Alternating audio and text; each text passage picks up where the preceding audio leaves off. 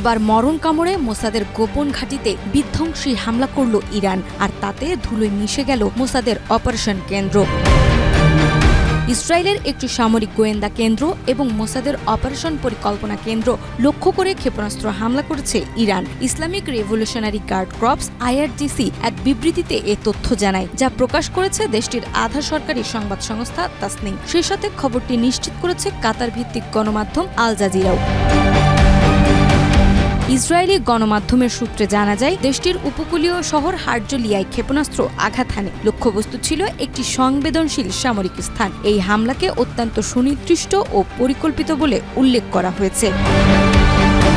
এছাড়াও ইরানের সরকারি বার্তা সংস্থা IRNA জানায়, রাজধানী তেহরানে মোসাদের একটি ড্রোন তৈরির গোপন কারখানা শনাক্ত করে তা গুড়িয়ে দিয়েছে নিরাপত্তা বাহিনী। অভিযানে রাজধানীর তেহরান ও আলবর্স প্রদেশে তৎপরতা চালিয়ে মোসাদের সঙ্গে যুক্ত সন্দেহভাজন 2 গুপ্তচরকে গ্রেফতার করা হয়েছে।